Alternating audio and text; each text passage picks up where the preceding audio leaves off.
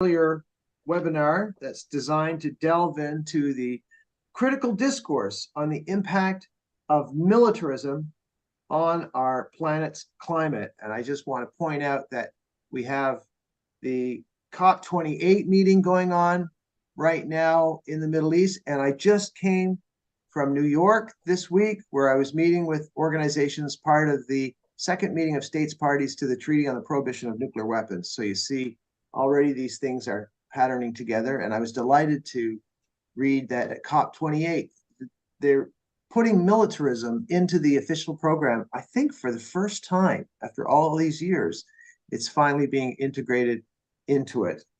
So I think we are on a very important topic today. So as we navigate COP28, this session aims to shed light on the often overlooked nexus between militarism and climate change, addressing pertinent issues of things such as military spending and its environmental ramifications. It's been co-organized by 4 organizations, one of which I mentioned, the International Peace Bureau, as well as Global Women United Against NATO, No to War, No to NATO, and the Asia-Europe People's Forum. So this webinar sets out to provoke thoughtful dialogue and foster a deeper understanding of the complex interplay between militarism and the environment. And we're going to have 2 awesome speakers that we've invited here today who are going to help lay out the context of the discussion. Then we'll have an opportunity for some questions at the end. Okay, so I think, is Pippa available online for us? So I think Pippa was going to just give us a recap of part 1. No, okay, I don't think she's been able to join us. Okay, so let's move on then to the let's get the show on the road, as they say, and we'll move on to our first speaker. We have 2 speakers, Nick Buxton and Wendella de Vries, and we're going to start off with Nick. Nick's, I keep wanting to say this morning because it's morning here, but I realize it's all kinds of times around the world. So Nick Buxton is a knowledgeable hub organizer for TNI, an international research and advocacy institute that's committed to building a just, a democratic, and sustainable planet. At TNI, Nick focuses on issues such as digitalization, border politics, climate change, of course, militarism, and economic justice. He's the co-editor of a book called The Secure and the Dispossessed: How the Military and Corporations Are Seeking to Shape a Climate-Changed World. Nick, I'll hand it over to you. Thank you very much. Thank you very much, Stephen. I'm going to try and share a screen so we can, let's see if that works. Can everyone see their presentation? Looks good. Okay, great. Well, thanks, Stephen. And I just want, and thanks to everyone who's joined us today. I hope people will get a chance to either came to part 1 or can watch it. I just saw the slides that were shared by Tamara Lorenz, and she did a very good introduction to NATO and its intersection with climate, kind of politically and historically. So I don't want to repeat what she's shared, but I do encourage everyone who is here, and I hope, Michelle, perhaps we can share a recording of it, or at some point we shared out on the networks, because it's a great introduction that I highly recommend looking at. So I'm going to focus today. As Steve said, I've been working on these issues really since 2009. I was at the UN Climate Summit in 2009. At that time, actually working with the Bolivian government, I realized later that this is a very familiar pattern, that you have these very grand speeches the first day where it sounds like everyone's on board, that you're going to get action, and then of course lots of dirty deals are done at the end and everyone's trying to escape any responsibility for taking action altogether, and you get these very weak accords. And at the same time, I was talking to someone who said, well, you should, they're not climate deniers, these countries. They know that they're not acting and taking the actions they need, because they're developing security plans to how to deal with climate change. So it was really perverse to me that we were focused on dealing with the consequences of climate change rather than tackling its root causes. And so that's led me on this journey to kind of, with others and intersecting with many people who've also working on these issues, to kind of look at the issues around climate and militarism. Some of that came together in the collective work of a book, The Secure and the Dispossessed. And some of that has resulted in a couple of reports that I'm going to share today. They've all very much collaborative efforts with many people involved in it. So I want to talk about why shrinking the military, and NATO in particular, is critical for climate justice. And there's three really big points here. One is that the military, and NATO in particular, is a very significant contributor towards causing climate change. The second is that the military spending is diverting resources from climate action. And the third is that the more we invest in the military, the more and more we're invested in a militarized response to the climate crisis. We're basically choosing a form of militarized adaptation, climate adaptation. Now, I'm going to focus on the last two of these points, because Wendela, who's a co-author on these reports, is going to look at the first one, and why also greening the military, which is often what the military says they will do, is a non-starter. So, of course, as Steve mentioned, this is a very timely time to have this conversation, because we're in the fourth day of COP28. There's a lot of perversity about this summit. Firstly, it's hosted by UAE, which is a petrostate. So we've got, and in fact, the chair of the negotiations heads up the big national oil company. So as people have said, it's like having someone who's a head of a tobacco company deciding that they're going to launch a global anti-smoking agenda. Similarly, on this issue of peace and security, UAE, of course, is a very big arms player. It's a very big arms importer, and it plays a very significant role in the conflicts within the Middle East and North African region. So that's the agenda. But one of the things out of that, but this is a COP is as an agenda put forward by 198 different plus countries. And these are the three, and so there's a lot of pressure for actions to be taken, particularly from the developing countries, who are most on the front lines of climate change. And so these are the three big issues at the moment that are really being fought at during the COP negotiations. The first is the commitment that was made in Paris in 2015 to keep average global temperatures below an increase of 1.5 degrees, which is a matter of survival for some nations, because if it goes above that, then we know that certain nations will cease to exist because of sea level rise. So the big pushes there are around fossil fuel phase out, and also a big increase in renewable energy, and also new energy efficiency measures. So that's one of the big struggles at COP. The next one is around commitments on climate finance.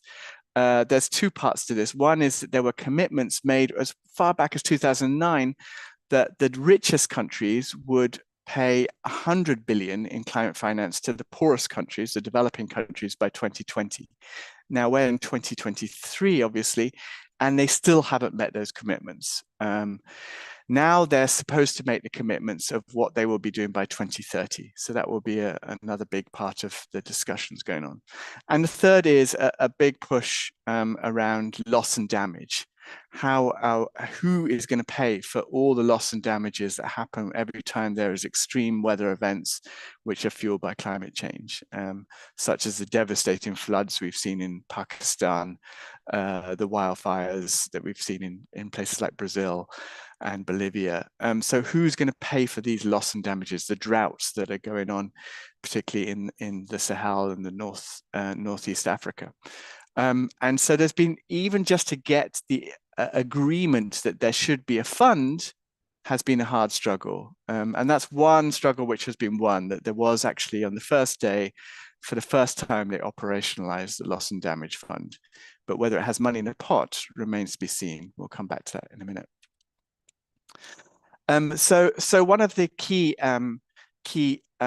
these are just kind of the context, is that we have a really tiny window for radical action, because the nature of carbon emissions is once they're produced, they're locked into the atmosphere and they will cause temperature increases for years to come.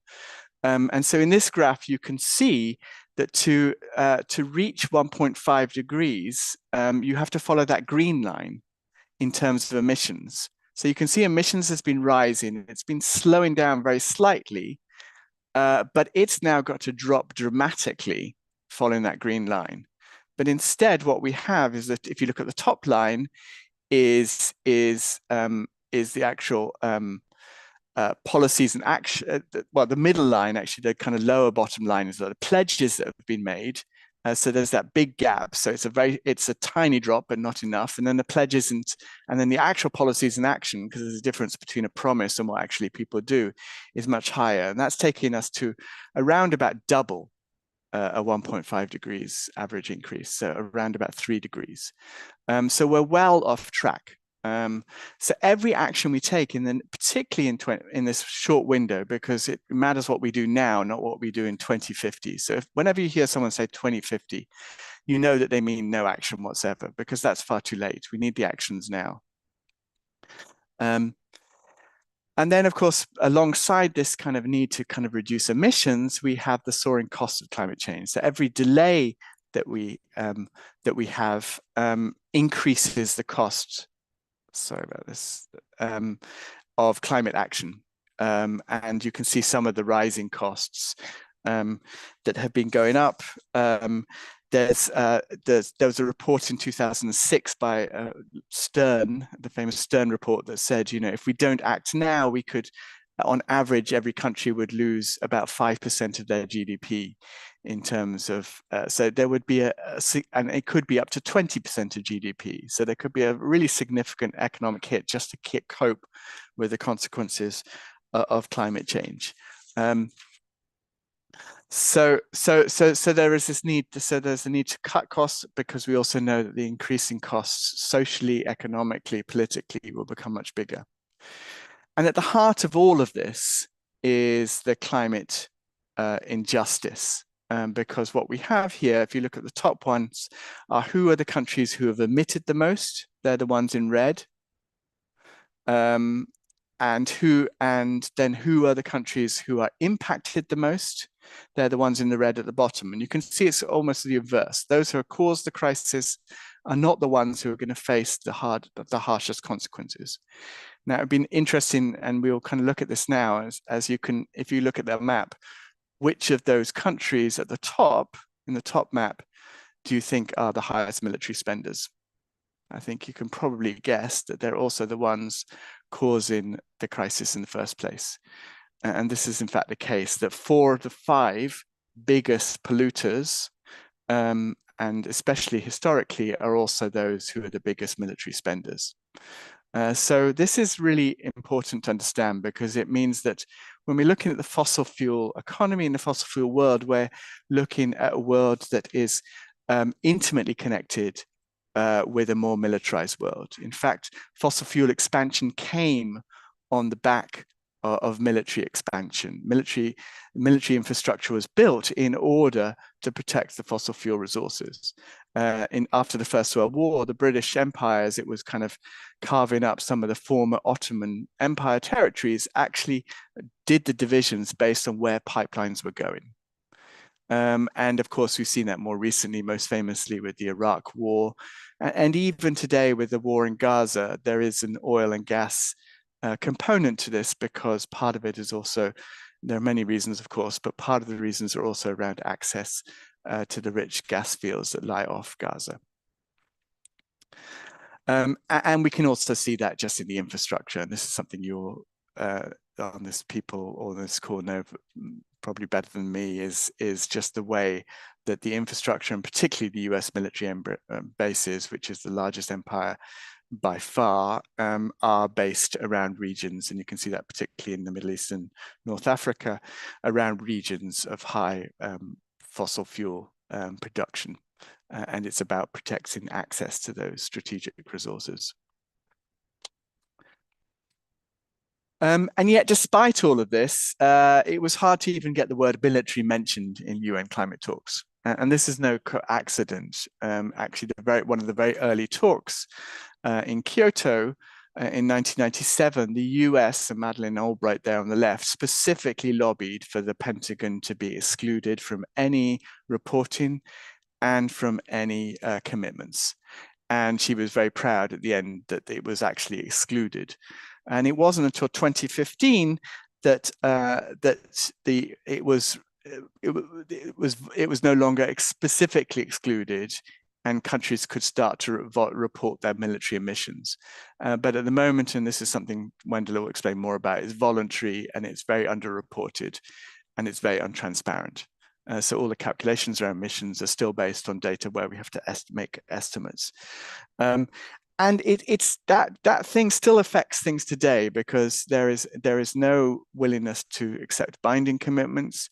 And as we'll also hear from Wendler, there are also kind of specific attempts consistently to excuse both the military and the arms industry from any binding regulations, and in fact even to water down any commitments they have around the environment.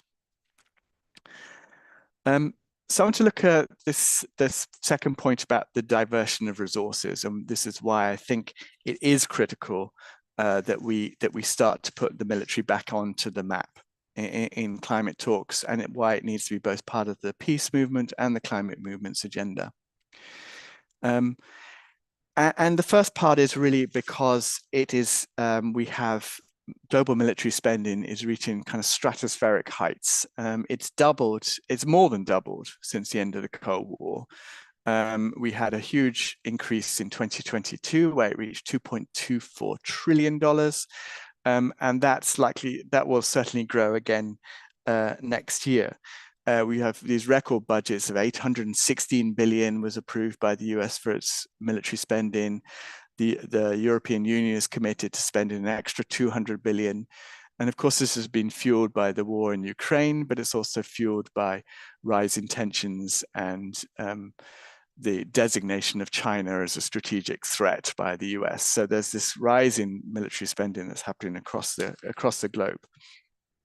And that matters because there is, as I mentioned earlier in COP, there are these big fights about where the money is going to come for climate action. And the poorest countries are saying we should not pay the costs. We have less resources in the first place. Our resource base is less, but we should certainly not be paying for the cost of a crisis created in the north. And so 100 billion compared to 2.24 trillion is a very small drop in the ocean. And yet it cannot, yet that hasn't even been delivered. And even if you hear that it has finally been delivered at this COP, you should, when we've dug into this, we show that actually the difference between reported climate finance and actual climate finance is about half. So when you hear 100 billion, what has actually been delivered is more like 50 billion. So this is a tiny drop in the ocean compared to military spending, and that money should be diverted towards tackling the big costs that are coming now, in which the poorest countries face overwhelmingly. When we looked at this last year, we worked out that the richest countries, in the UN process, they're a block called the Annex II countries, and most of those are NATO members. Spend 30 times as much on military spending as climate finance for the world's most vulnerable countries. So we are the difference between tackling one of the biggest existential threats we face as humanity and the amount of money that we're putting into war is just vast. Now, of course, the excuse always is that we need this for security reasons. NATO says we need this to face the security threats of Russia and China. But if you look at the figures, and these are for 2 years combined, 2021 to 2022, you can see NATO far outstrips the military spending of Russia or China. And so the idea that we need to spend more money is to face, even if you kind of accept their rationale that there is a security threat from these countries, you can see that the need for any extra military spending is a ridiculous argument. NATO makes up 55%, roughly 55% of global military spending. So there is huge rooms, even within their rationale, for reductions. And yet, despite that, NATO is charging full ahead to actually increase its military spending, and not just to increase it, to lock it in, and to set it as a target and a benchmark for all countries. But there's been a long history of kind of the US saying we carry too much of the weight of NATO, everyone else needs to pull their weight. And we can probably remember Donald Trump having these hissy fits at some past NATO summits, saying that Europe's not, US is paying for it all, and we should get all the other countries to kind of commit. But actually, there's been a long process to push, where the US has been very successful in pushing all the NATO members, which are now 31 or 32 countries, I think, shortly, to increase their spending to at least 2% of GDP. This was an agreement made first in 2006, and it was reaffirmed at the Wales NATO summit in 2014, where the first time they kind of set out a bit of a timeline for delivering it. And there's two parts to this target. One is that they should spend a minimum 2% of GDP on the military, and the second is that 20% of this should be spent on equipment. They don't want this to go towards paying for the health costs of veterans after wars. They do want this to go to acquiring the latest new Javelin missiles and F-35 jets. So you can imagine the industry that's most happy about this goal. So we, because, and the reason why it's important is because there's been a big shift. There were in 2014, when that target was made, about 6 countries of the 31 had met the 2% GDP target. After the Ukraine war, this was boosted further, and now in 2023, we're about 11 countries, if I've got the numbers right, who have met this target, and a number of others very close to reaching it. And there's all signs that the trajectory is very much moving towards a 2% minimum GDP for all its members. So we've projected what that would look like if we take this forward from 2021 to 2028. How much extra money would it mean spending on the military? And here you could see that it would mean between 21 and 28, a total of $11.8 trillion being spent by NATO's members if they all meet this target. That would be an additional 2.57 trillion in compared to if they just pay at the rate that they're paying right now. So it's a huge amount of money. So when you had a trumpeting of just the other day of the loss and damage fund having now $500 million in it, you can see what a ludicrous imbalance this is in terms of where we're investing money right now.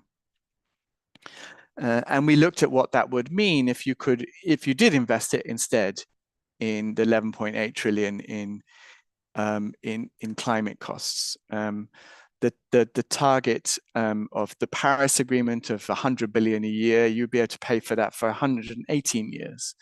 If you wanted to cover all the African countries' costs for climate adaptation and mitigation, you would be able to pay for that for 42 years. So this is a very significant amount of money that could play a really important role in dealing with the climate crisis. And here's just a comparison again. I tried to get a graphic designer to look at comparing the 1.26 trillion, which they spent this year, with the 427 million, which was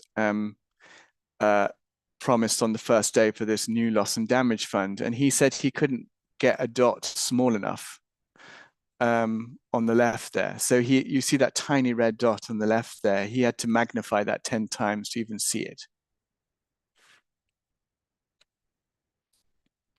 I want to finish off really by looking at the second part of this picture, which has been something I've also been working on with others, and that is the dangers of militarized adaptation, because the investments we make in the military now is really shaping how we will adapt to climate change. And basically, if most of our money is going towards the military and security industries, then they will become the default way to deal with crises. And this is why I think this has an implication, not just for causing climate change, not just for diverting money, but also for shaping the world in a direction that we don't want it to take, and which will actually be very antithetical to an idea of climate justice. And one of the concrete ways that we can see this already is that, as you are very much tied to military spending, is the boosting of an arms industry.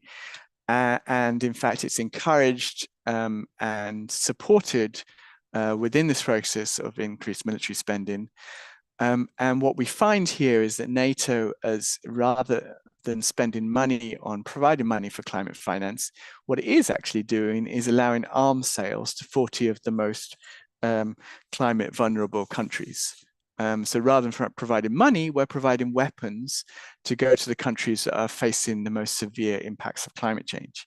If you look at the countries there, so you can see the NATO arms importers, you can see in both green and blue, 17 of those countries are already in armed conflict. So we're sending weapons to fuel further conflict. 22 are authoritarian regimes, so we're providing weapons that people can be used to repress people. 26 score very low in the kind of human development indicators, so we're sending weapons to places where human development infrastructure is at very poor conditions, and 9 are subject to UN or EU arms embargoes. So we're very much creating a situation of increased instability and increased possibilities for authoritarian responses to climate crises for some of the world's most vulnerable communities. And you can see this coming through also in the national and armed military security strategies that are developed. Really, since 2008, all the richest countries in NATO have developed what are called climate security plans. And NATO has now joined them. In 2021, and this is Tamara explored more of this in the first part of this session, the NATO Climate Change and Security Action Plan was developed. And this starts to frame the whole situation of climate change as a security issue. The Secretary General attended Glasgow, the COP in Glasgow. We've had a second plan in 2023. And I don't have a lot of time to go into all of this because I want to kind of pass over to Wendela, but what you see in all of these plans is that is an excuse to say that we need the military because we need to deal with the consequences of climate change. And it's very much shaping, for example, some of the what's happening in the Sahel now, where a lot of it's providing the excuse for the involvement of AFRICOM, for European, for the French, for the UK and other countries in the European Union to send militaries to deal with the consequences of climate change. And what happens in this whole process is that's turning the victims of climate change into now the new threats. And the place that you can see that most sharply, and another area that both Stop Weapon Handover, Wendela's institution and I work on, is around borders. And you can see this because we have a very concrete example of how borders are being militarized. And here's a quote from the NATO Climate Change and Security Action Plan that kind of reinforces that. The implications of climate change potentially will exacerbate state fragility, fuel conflicts, and lead to displacement, migration, and human mobility, creating conditions that can be exploited by state and non-state actors that threaten or challenge the alliance.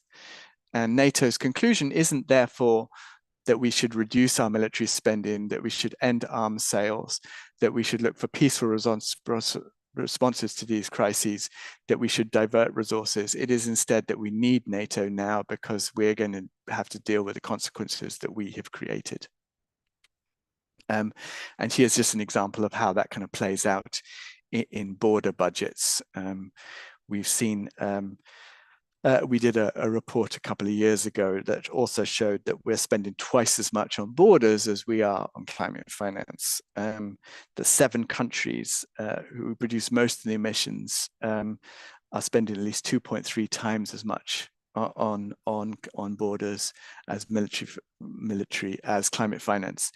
And what's interesting here also is that there is a very strong parallel between the border and the military industry. In fact, those who are the biggest military contractors are also the biggest border contractors. And so what you have is a very perverse situation where some of these arms industries, and this is something, I see Mark is on the call here, he did a brilliant report many years ago, but that looked at basically the European Union was selling arms. These particular arms firms were selling arms to the Middle East and North Africa, and were then winning contracts for militarizing the borders as people fled the consequences of those arms sales. So they were winning both sides of the equation, and that's why this focus on the arms industry also has to be integral to this, which I know Wendela will talk more about. So just to conclude, why I really feel that this COP, above all COPs, really needs to put this on the agenda is that we can no longer ignore the military elephant in the room. The military is central to reducing and tackling the military, reducing military spending is central because it's diverting resources we need for climate action and a just transition. It's expanding the arms trade and therefore increasing the vulnerability of frontline communities. And it's militarizing our response to the climate crisis. So it makes the chances of having a just transition much less likely. And with that, I'll pass over to Wendela. Nick, thank you very much. It was an excellent presentation, very thought-provoking. We've already had a few requests for your deck, so I think that people will be very interested in that. And I'm looking forward to the discussion. I jotted down a few questions, but that tiny speck for the Climate Action Fund versus defense spending balloon, that is an image that's going to stick with me for a while. So thank your graphic designer for vain attempts at trying to do that. Let's move to Wendela de Vries. She's a researcher and activist at Stop Wapenhandel, an independent peace organization in the Netherlands, of which she is also the co-founder. She's a member of the steering committee of the European Network Against the Arms Trade and coordinates the International Working Group on Arms, Militarization, and the Climate Crisis. De Vries studied international relations at the University of Amsterdam, and her research interests include EU military industries and the relationship between the climate crisis and militarization, which is why we're so delighted to have her join us today. Wendela. Thank you. Well, indeed, Nick, that was an impressive presentation and a very good summary of a big part of the report. Especially you focused on the cost part, the money that is wasted on the military that should be wasted on an energy transition and transition to a better environmental policies. There's also the other part of the report, which is more focusing on emissions and the consequence of the rise in military spending on emissions. Well, there's no transparency on emissions by the military. As Nick already said, the military has opted out of the Paris Treaty. And for that reason, researchers are deriving figures of military emissions from indirect resources, for example, from the amount of fuel used by the military, a figure that can be found in the annual military budgets. But of course, it would be much better when the military published their figures themselves, because in the end, it's not only about having the figures, but also about making the military accountable for what they are doing. So there's campaigning going on to get more transparency on military emission figures, and recently some countries have started to publish these figures, like in the United Kingdom, for example. Transparency on military emission is increasing, and some are hoping that this transparency can be expanded to all other NATO countries, so that at least we know what they are doing. But well, the Anglo-Saxon part of NATO is in general much more transparent than that of other countries. In the Netherlands, for example, my country, we used to be a front runner in this kind of issues, but transparency is reversed, and figures that used to be published are now no longer made public. So still a lot of campaigning has to be done, but at least it is on the cup in debate, and people are trying to discuss it with governments, with militaries. But I think the trend to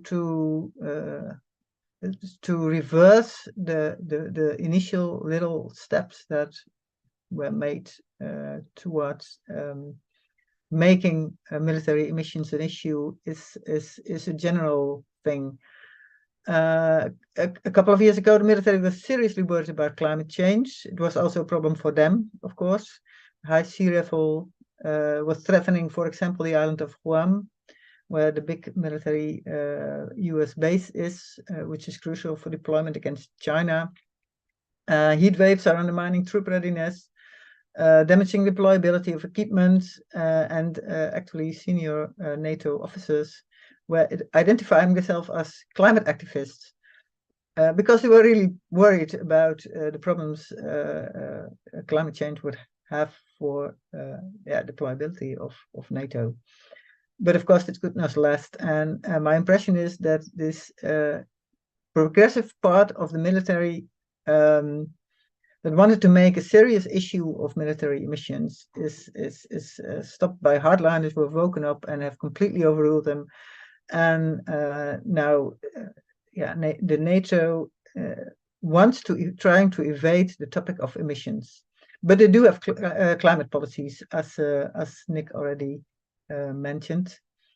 Climate policy of NATO now means strategies to control countries or populations that get destabilized due to natural disasters. And very important part of the NATO climate policy is the establishment of the Arctic Command to control the polar seas where the ice cap is melting, to prevent Russia and China to claim this area for deep sea mining, because we want Western countries want to claim that for themselves. Another issue that you see right now, and that you also see a bit at the COP, is that the topic of emissions is redirected into another kind of discussion.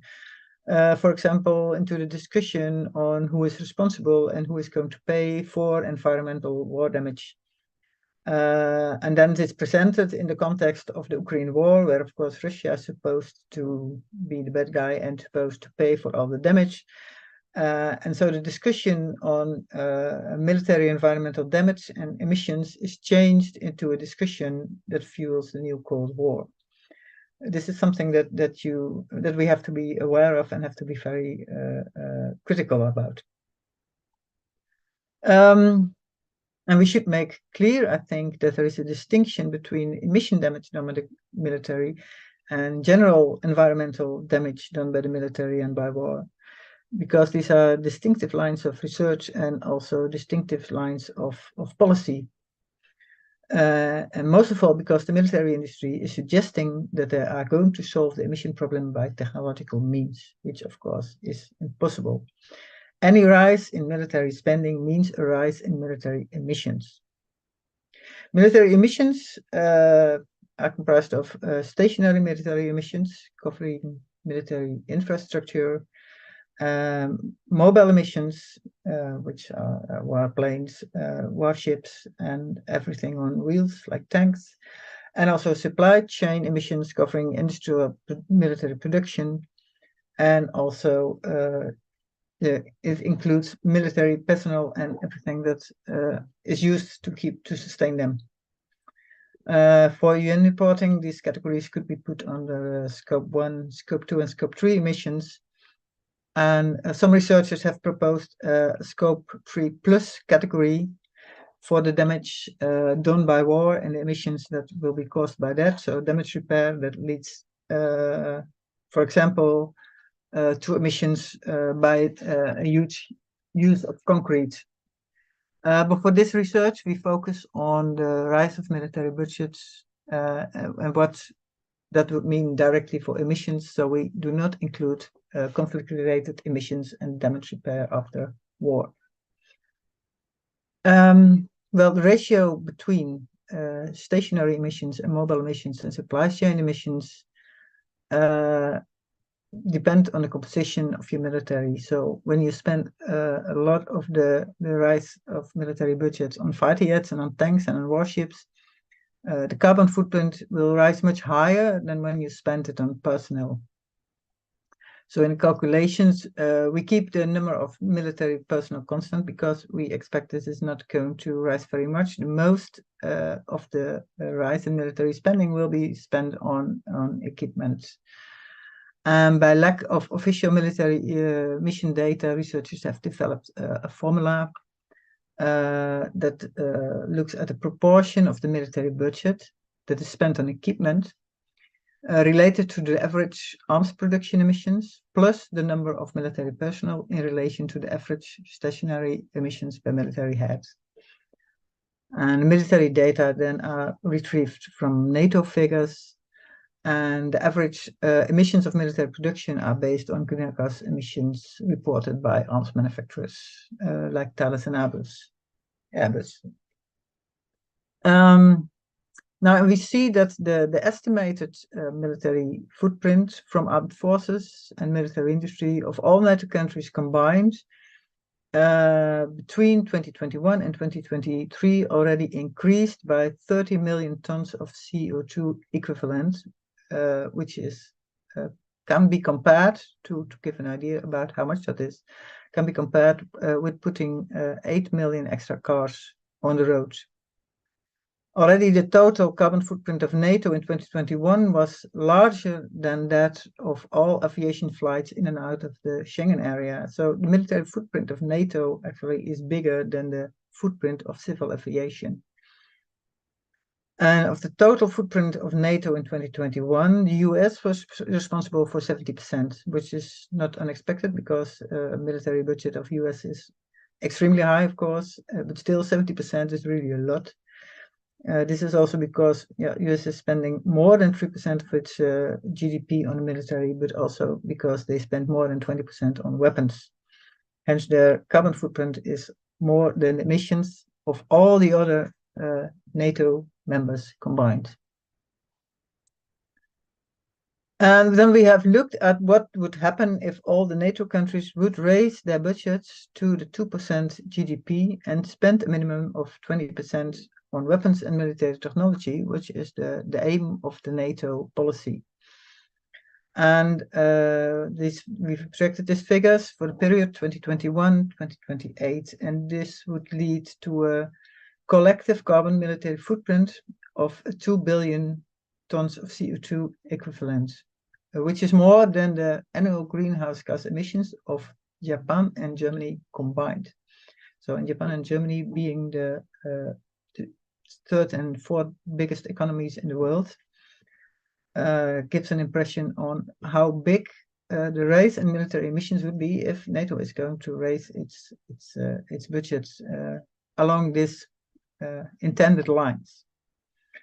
When we exclude Canada and the United States from these figures, the European NATO country members still would collectively have a military carbon footprint greater than that of the annual greenhouse gas emissions of Australia or South Korea. So for the arms industry, it is important that this rise in military figures continues. The war in Ukraine has done a lot for the arms industry to get orders and to lower regulations, to lower the export standards.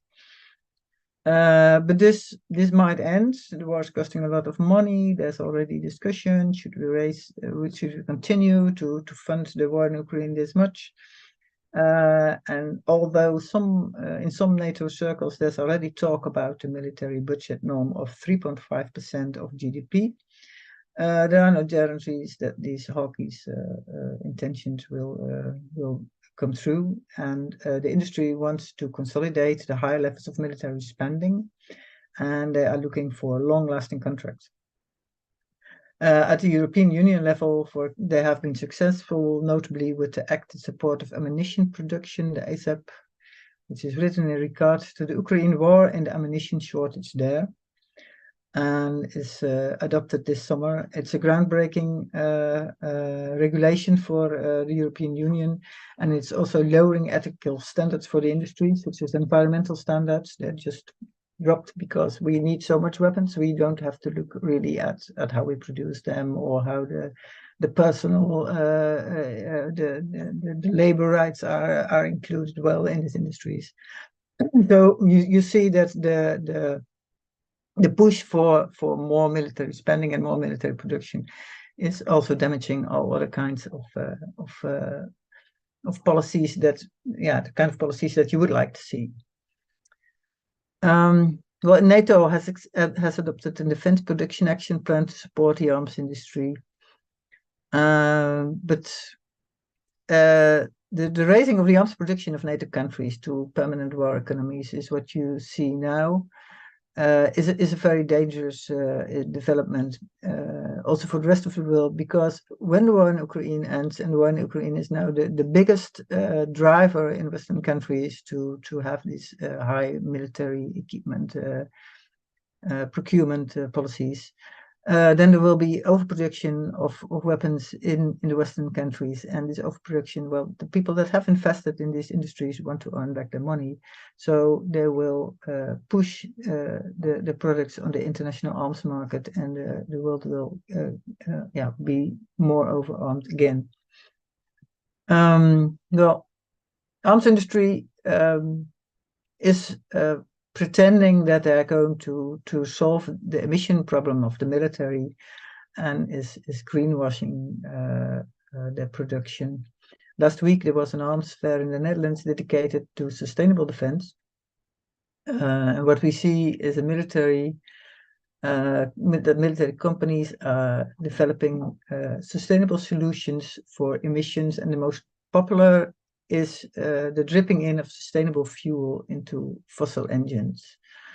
This will either be biofuel or synthetic fuel, and on this field there's a huge overlap for campaigners, campaign goals of climate activists and justice activists and peace activists, because you see the same delusive proclamation by the industry that this will be the future, the clean future. Biofuel, I think most people know, will cost so much fertile land that producing at large scale will damage biodiversity and food production and the livelihood of many people. Synthetic fuel is only in its technical infancy and extremely expensive to produce. So these fuels are no solutions at all, but what makes them so popular with the military is that they can be used without changing the engine of your warship or your tank or your fighter jet. So they can continue to buy the big military systems that they are producing now, and that will, when they buy them now, will be with us for 30, 40 years.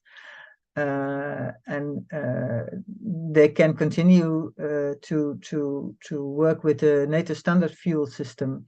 You don't need to change anything. You don't need to change your infrastructure, but you can still say, well, you're making your army more sustainable because you have this drop-in of other kinds of fuel, which is not the case when you want to electrify, but because then you have to really change your infrastructure. And also, when you do it in combination with hydrogen, you really need completely different kind of ships and systems and warships and planes. So the most popular system is the drop-in of alternative fuels. And also becoming more popular now is the implementation of the building in of small nuclear reactors into for example, major warships, not the really big ones, but the medium big ones, say frigates. There's research into that now, and it's promoted as a way out of military production. Well, small nuclear reactors will have all the problems of all nuclear energy, and they are also very prone to a proliferation, because when you have many small reactors around, it's much more difficult to control the fuel and the waste and all the radioactive materials around that. So this is also something that is promoted now as a solution, and this is also very same kind of problem that many climate activists have. That solution, the nuclear solution, is promoted as a solution. That will not be a solution at all. So all this is promoted, all this greening of the military is promoted, so not to look at different ways of security. There are just no renewable fuels for the heavy military hardware, and the military know that, so they have to suggest that they can do it in other ways. But to decarbonize the military, we have to demilitarize, which will make the planet much more safe. Well, coming from a country where the extreme right populist party just won the elections, I have to say I'm not very optimistic. I think in NATO countries we are not very successful in mobilizing against military spending rise, and the arms industry is getting loads of support. And the idea that weapons can solve problems is very popular with huge parts of the populations. And we have two major wars who are dominating the Western news, the Ukraine war and the Gaza war, who are taking away attention from the climate crisis. And this is also a problem that we have. And if we look now at the COP, you see more attention for climate conflict and more attention for relation between climate crisis and war, and that's a positive thing. But you don't see that much attention for change of a climate damaging military security system into a system that is based on human security. And as long as many people believe that this military force is making the world more safe and can solve climate conflicts, NATO will get away with all these damaging policies. And I think this is why this report is an attempt to put facts against all this military myths, and I hope we can use them to undermine these myths and make a change. Thank you. Wendela, thank you very much. An excellent presentation and very thought-provoking, both from you and Nick, looking at these three elements of how you've broken this down. I'm going to go to questions here in a second, but I just want to remind people the sort of those three areas. One is from defense as a contributor, which Wendela talked about, the emissions, and I wanted you to maybe delve a little bit more into how military spending can be further subdivided into how emissions are counted and generated depending on what type of military you might have. But we can come to that in the discussion period. So that's the first one, is the contributor. The second one is in terms of diverting resources that are required for climate adaptation and these climate action funds. And also this very strange third area of military adaptation that kind of integrates into this greenwashing, as Wendela was talking about, but also the military acknowledging what we have said for many years, that climate change would have a national security element to it. We've said that for years. I remember resource wars and things like that came out 20 years ago, but is now seeming to make mainstream. So let's. Michelle, how should we do questions? So should we just ask people to raise their hands? Would that be the best thing to do? Okay, so I can see everybody on the screen. So if you want to just raise your electronic digital hand, if you have a question and would like to pose it to either Nick or Wendela, I think now would be the time to do that. Now, let me see. I'm not sure if I see anything quite yet. Michelle, am I missing anybody? Um, Otherwise, I can not lead off. yeah. There's one. You have John. Okay, here's from Canada's West Coast, John Guilfoyle. John, great to see you. What's your question? You're muted. Unmute.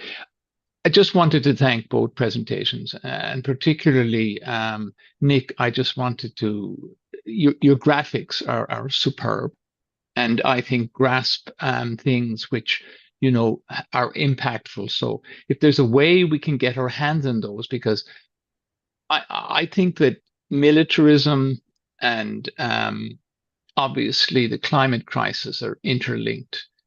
And as a physician and president of the International Physicians for Prevention of Nuclear War Canada, I'd like to see this linked to health. How do we bring this back to the individual so that they can see that there's a link between these things? I would just be very interested in your thoughts about that kind of nexus and whether that has got relevance as we go forward with linking these things. Thank you both very much. Thanks, John. I'll leave that to either Nick or Wendela if you want to address the question. I was wondering, John, if you could just expand a bit. When you were talking about linking it to health, what were you thinking in particular yourself? Okay. Well, in particular, peace, justice, and a sustainable ecosystem are prerequisites to health. It isn't just about doctors and nurses, but the very platform. And I think that COP of last year has talked about we need to link issues and work across and help because it is, if you think about it, a very complex issue, but also it has to become simpler so that the message we're trying to help people understand is that this is going to affect your health very directly, very soon. And these are some elements of it that you can actually do something about, that you can. So that's where I'm coming from in terms of that question.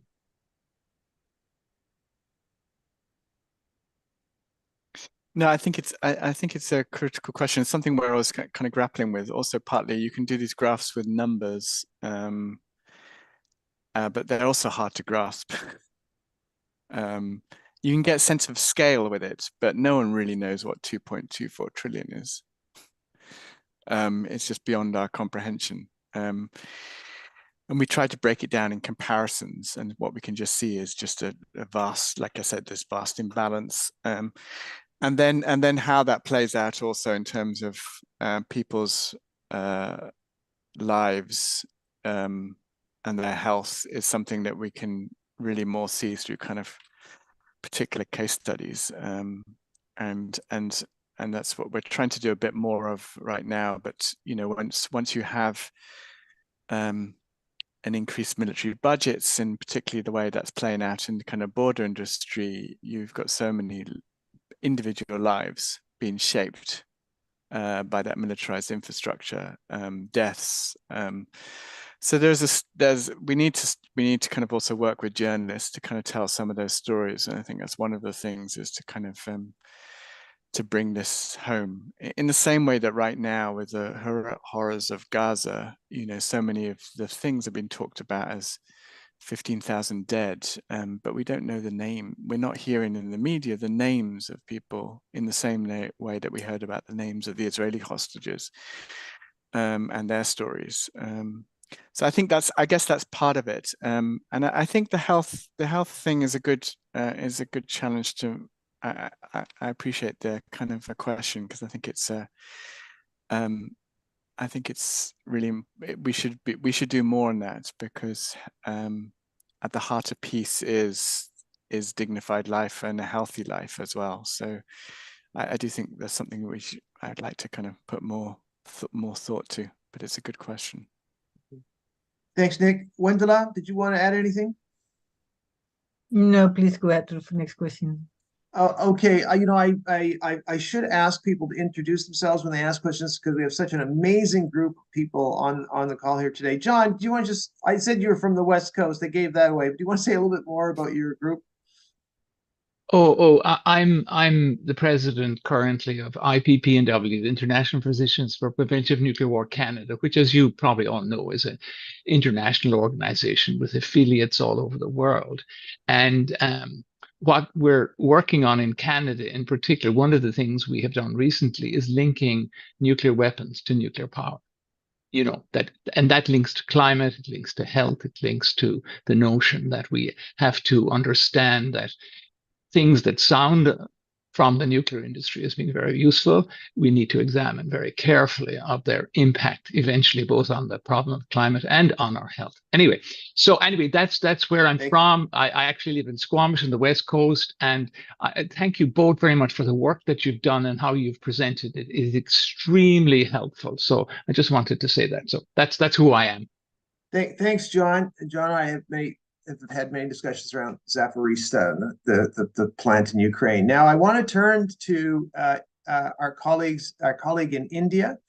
Professor Chenoy has a question next. I attended a very interesting discussion with her on Tuesday when I was down at the TPNW second meeting of states parties yesterday. But Professor Chenoy, if you want to just say who you are and feel free to go ahead with your question. I think people here know me. I'm a professor based in Delhi. This is not a question because I've read the report and I agree every bit of it. It's a brilliant report and I think it needs to be circulated. Mine is just a response to what John said. And I think it will be very useful if the doctors bring out a report on what you were saying on the impact of health. And I can tell you it's a lot because Delhi, for example, is such a high polluted city and it's impacting everyone and everyone's trying to say it, but if a report like this TNI has done actually comes out from physicians with all these reports and actually intersect with them. And we're in IPB, we are doing, things on common security, where we are showing how important a security environment is, so people don't feel that threat and the need to have weapons and nuclear weapons. And that's linked. But people think that, why talk of common security or because, at the moment, other things are more important. But I think we need to show these intersections, and they're the heart of this debate, and it'll bolster the report done by Nick and Wendela. Thank you, both of you, for doing this report. Thank you. Thank you, Anu. Nick, Wendela, did you want to add anything? Respond? No, I think it's a great idea. I think it's, very much support the idea. I think that the health issue is also something that is it's very direct to many people, and also I think in the richer parts of the world where we still think that we will escape everything, and if there will be problem, it will be in the south, and we will just make better dikes in the Netherlands, and we will manage to overcome all this.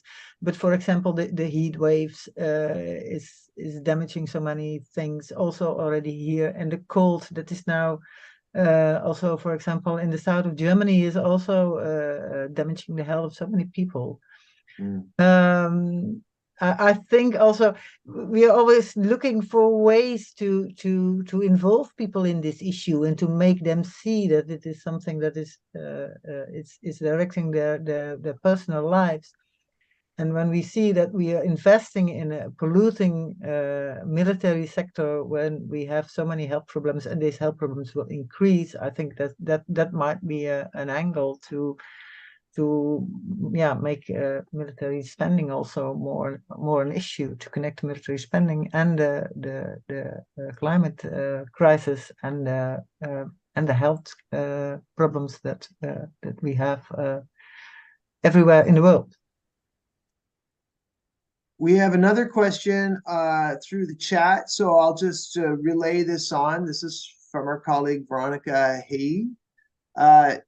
She's asking both of you if you see some way out of this distressing situation, knowing how few people are interested in these themes? Is there a sense of do you have a sense of optimism here in the research that you've done? Is there a path forward through all this that you've identified in terms, because I know you're both very good campaigners. Where's the guiding light here?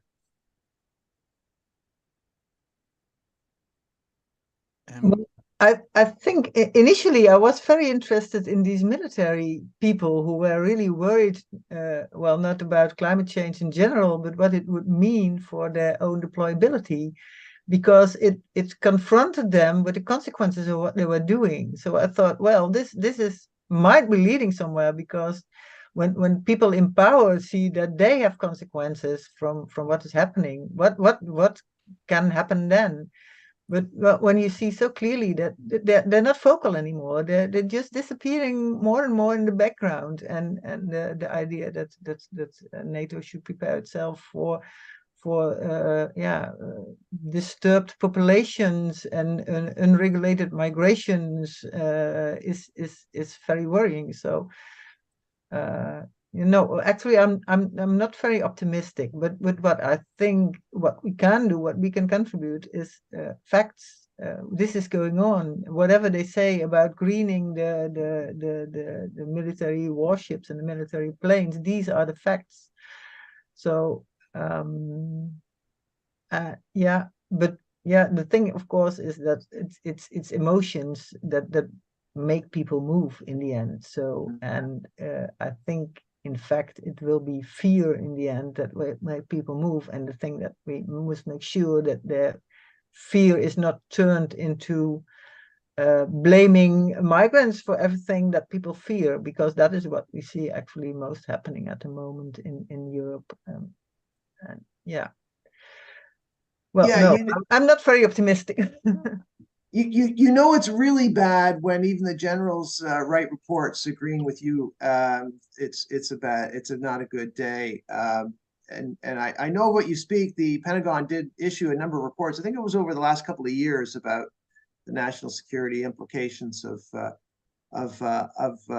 climate change. So that's definitely an area of concern. And of course, we've always dealt with this in the peace movement, that when we talk about the threats to security, we use it as an argument for greater disarmament and diplomacy. The other team uses it for more military spending. Their only solution is a hammer.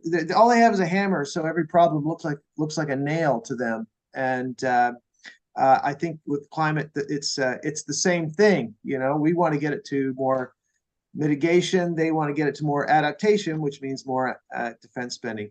Nick, did you have anything to add about that, about the way forward? Well, I would agree with you that I think, because I've always felt the kind of inclusion of climate change as like I mentioned in my presentation, as a security threat has been very much within the frame of justifying more militarized responses and more spending on the military.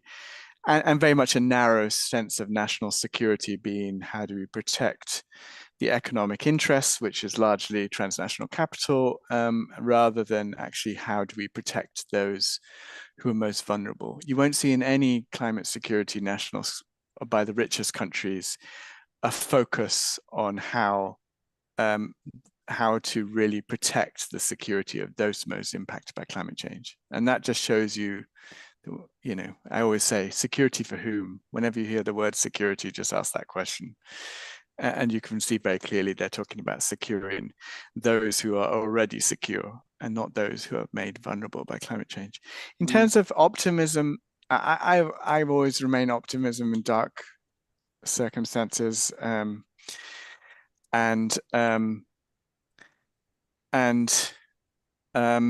feel I guess I feel where the hope lies is the fact that firstly this is getting more attention. It was, like you said, it's on the COP agenda. There's more groups mobilizing around this than ever have before. I hear climate movements starting to integrate militarism into their, and thinking about the military into their thinking. We've had conversations with like the coordinator of the Climate Action Network, the biggest network of climate organizations. So there's an acceptance now that this can't be ignored, and that's important. And then if you listen to some of the speeches, Gustavo Petro, for example, the Colombian president, the Brazilian president, a couple of days ago, they both made the points that military spending is diverting from the real security threat, and that as Gustavo Petro said, the crisis of all crises is the climate crisis, and so therefore this is where we need to redirect our attention. So there's a movement, at least in the global south, and increasingly across social movements, giving this a greater attention. Like Wendela says, we have to kind of direct that attention to where it needs to go, and as things become more unstable, we really need to focus on who are the real villains in this, which aren't the migrants. It's the arms industry. It's the security industry. It's this very small number of elites who create most of the emissions, and who are then trying to kind of distract us. So I think there's a big challenge. There's no doubt about it. But I feel that also this issue is getting more attention and more movements and more mobilization, and we just have to become smarter and better at also bringing the public on board. Mm-hmm. Thanks for that. Are there any other questions? Just feel free to pop up your digital hand using the controls in Zoom, and we'll recognize you.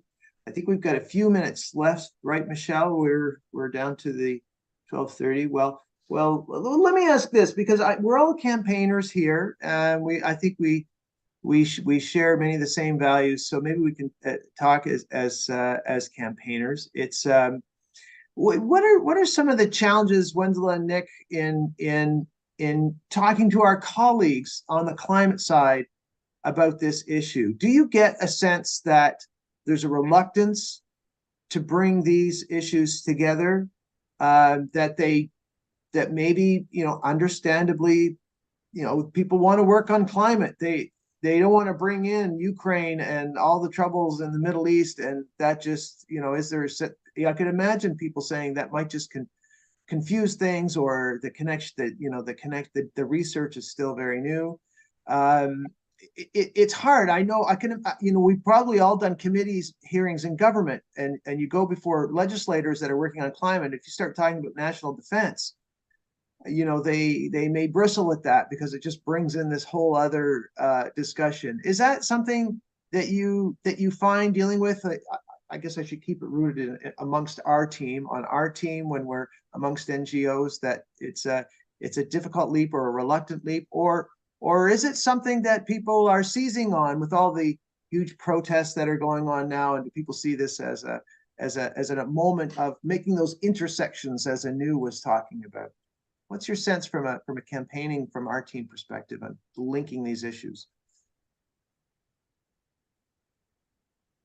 Well, yes, it's certainly what you say. Climate campaigners already have this huge, overwhelming climate crisis on their plate, and then we come complicating it with another issue, which is also something that needs convincing people that should be worked on.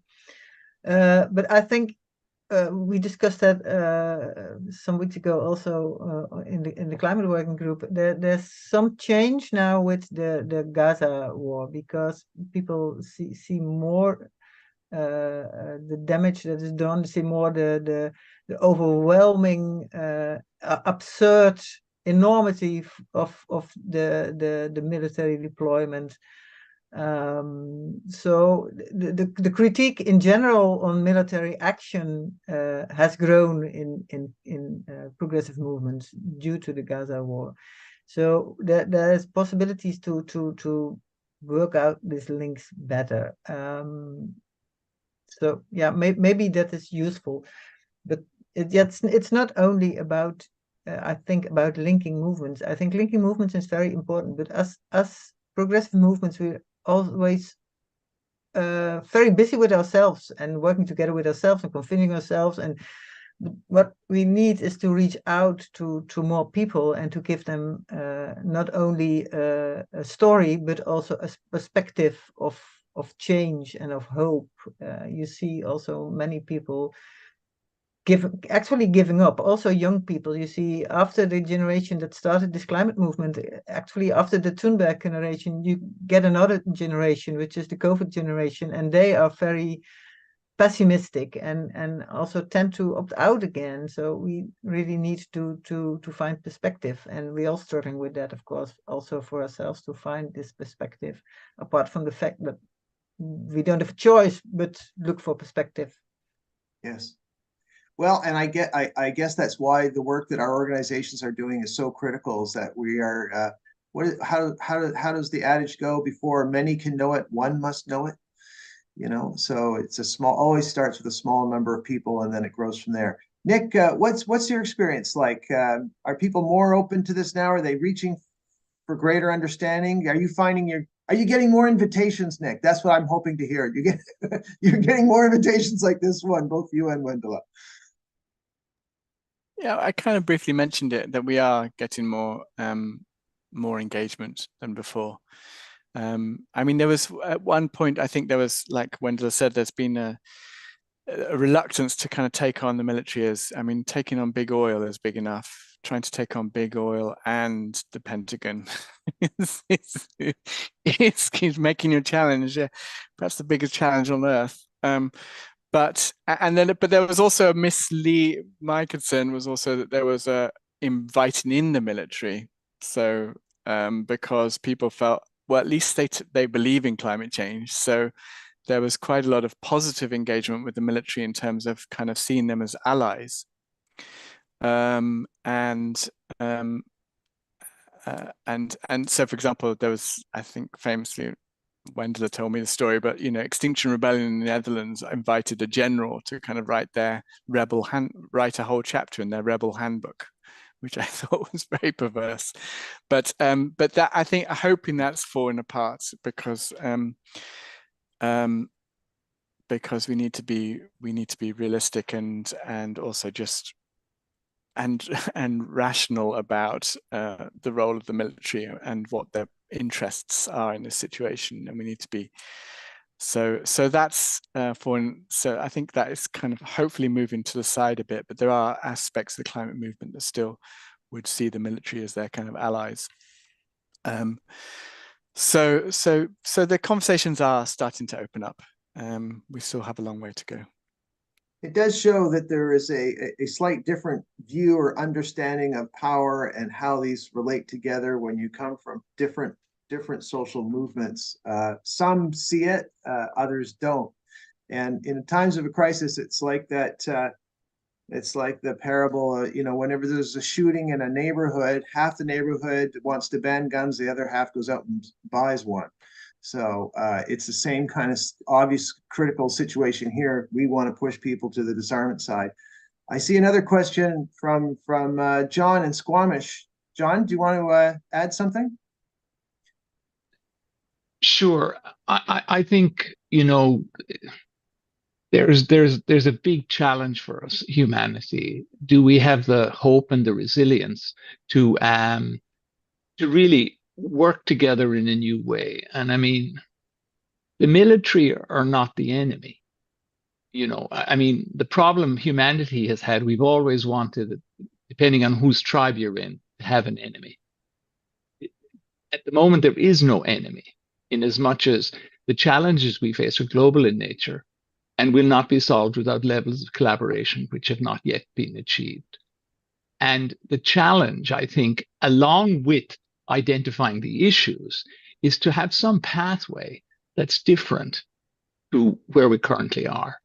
And that involves a number of things, everything from reform of the United Nations to making war illegal as a tool of national sovereignty. There are other things. And I think that in terms of hope, we need to begin to think together, what is a pathway that will get us to a place where the kind of military spending, and most of the expensive military spending, is to be aggressive. I mean, military for defense and for managing natural and man-made disasters, we will always need the military. It's a question of what exactly will the military do? And if their whole plan is to kill other people in a planet that we all need to work together, that strategy is no longer useful. And I think how that gets linked into this talk as we go forward, peace is good for your health. Trying to kill other people is not helpful in the climate crisis. And we need to begin to establish mechanisms and new norms. So these are some of the thinking, I think, that will help us to move beyond where we are, because we have to see a different future, a future where we see ourselves as one human family, and that we inhabit a very common and increasingly fragile homeland. That is the kind of notion we need to begin to help people everywhere to see, that we've all got an interest in it. So anyway, just in terms of, thoughts about the campaign that we're all, what I mean, sharing in some way or form. So thank you very much for giving me the time. I love that, John. I can see the t-shirts now. Climate change and war, bad for your health. They're both bad, very bad for your health. So let's get some made. I want to, you're both researchers, Wendela and Nick, and we've just got a few minutes left. And I'm really interested, like when you sign off today and you go back to your researching spreadsheets and things like that, what questions are on your mind? What is left that we don't know? Where do we need to do more work? Wendela, you mentioned problems with transparency and getting access to data to be able to accurately account that. I noted that. Nick, I think you've done some interesting work in terms of the mapping of emissions versus absolute spending things. But when you get off the call, what's the next area that you're going to be researching? We'll look forward to the next report. Can you say a little bit about that?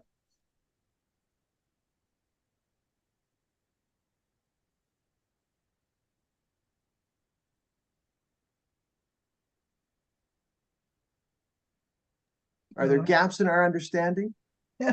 No, we are thinking, what are we going to do next?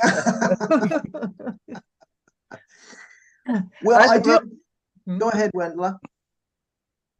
No, we had some discussions about new research, I think.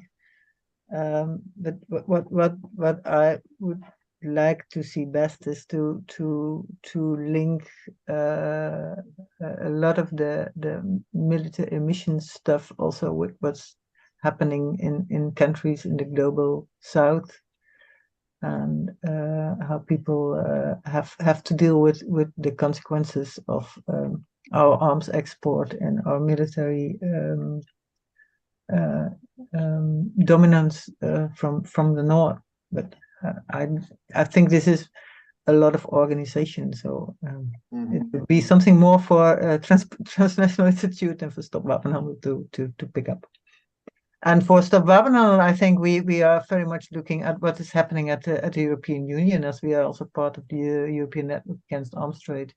And the European Union, there's a big push in the European Union from some parties to be more militarized, and we should independent from the United States, and we should have all the arms ourselves, and we should support the arms industry. And this is really going very fast, and it's really very worrying.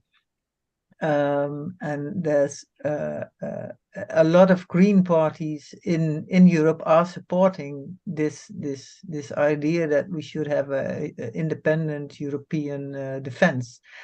And I think find ways to link this European defense push with the emissions that would mean, and how we can use that to get people in the green parties think better about what they are actually pleading for. That would be, for me, a very important next step. Mm-hmm. I think some of the things that really came to my mind from your presentation, Wendela, was first of all, the challenge in calculating emissions. And I thought you had a very interesting framework in terms of buildings, transportation, supply chain. These were interesting areas that we can further develop, and how the various shapes of military forces can impact the number of missions that they're responsible for. And of course, again, connecting to Nick's slides a little bit, the North and South, those forces, military forces in the North, as you know, are very military technology, what they call capital intensive, whereas Southern militaries are much more personnel, so their calculations would be very different. That seemed to be a very a worthwhile area of research. And the greenwashing element, when you talked about biofuels, the Pentagon has been a leader in terms of trying to get ethanol into fighter jets. You know, the ethanol fueled fighter jet, if you can, and putting that forward as a carbon solution is craziness. But the greenwashing aspect that you mentioned, very very rich topics for future discussion. Nick, your work in those comparisons I found very compelling. The cost comparisons of what we could accomplish on climate if we were to not go forward with the 2% GDP, or even just diverting, you know, I know our colleague Tamara has done a lot of work on what we could do with the cost of a few F-35 aircraft that Canada's unfortunately buying, and what that could do for climate change. Very interesting areas. I also noticed that in your chart where you compared emissions to absolute defense spending, it might be interesting to do it in terms of percentage of GDP as well, because I think you'd see the chart flip, that the people most affected by climate change are also spending a larger proportion of their national budgets in terms of GDP on defense spending too, because that's always the countries in Africa often spend more than 10-15%, I think, I'm guessing, but I think it's much higher in poorer countries. Again, connecting back to the arms trade that Wendell was mentioning, because where is that money going? That 10% of GDP, it's coming back to northern countries to buy northern produced weapons. Such a rich topic, lots of evidence to come back. Have I missed anything before we wrap up for the end of today? Nick or Wendell, was there anything you wanted to add before we leave?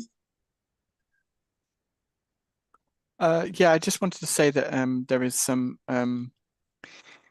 the COP's obviously going on for another 10 days. If you go to the website climatemilitarism.org, you can see some of the other events that are happening around it, both online. There's at least one event's also being streamed two events have been streamed directly from the COP. So do go to climatemilitarism.org, and on the 8th of December, there are going to be climate and anti-militarism activists doing a report back directly from Dubai, so you can find from, you know, how things are going on. Tomorrow is the day of relief, recovery, and peace. So there'll be some actions to look out for. There was already I posted a good article in The Guardian that went out today about that. So yeah, and I've posted some other resources that people can read, but it's a good time to make the connections, would be my main thing. It would be if you are active on social media, on email networks, and if you go to our website, you can download any of the graphics that I've talked about. Just share them. This is a time to talk about these issues. We get this window where the world does turn to its attention to climate change, and now's our opportunity to really to make that connection around the role of the military and the kind of future we want. So yeah, just an encouragement to use this time to raise more awareness and to build people's awareness of what's happening. It's a great suggestion. We should follow up on those URLs if you haven't already. I see there's a number of good links dropped into the chat. Wendell, was there anything left that we didn't cover, or maybe a website or something that you might want to direct people to? There are loads of issues that we have not covered. But I agree with Nick. Go to the website, military security. What was it? Militarism. Yeah. because that's where we try to collect as many on these issues, and yeah, we continue to share. There it is. I see it in the chat now, climatemilitarism.org. Well, thank you very much. Nick Buxton is hub coordinator for TNI, which is transnational. What's it? TNI stands for transnational. No, Transnational Institute. Yeah.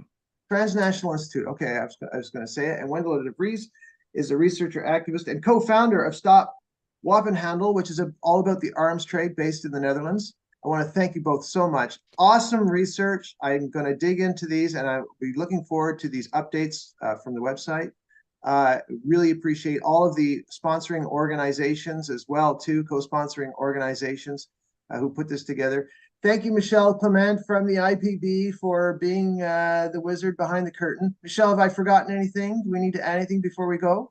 No, thank you so much, Stephen, Nick, Venandela, and to all our co-organizers of this event as well. Thank you so much. And our co-president, Cora, is also here. Thank you for being the brain behind this webinar as well. Thank you so much. Cora, Toronto's a little bit brighter because you're in it. It's nice to have you here in Canada visiting here. Thanks for coming. Thank you all so much, and good luck with all of your work. We'll see you next time.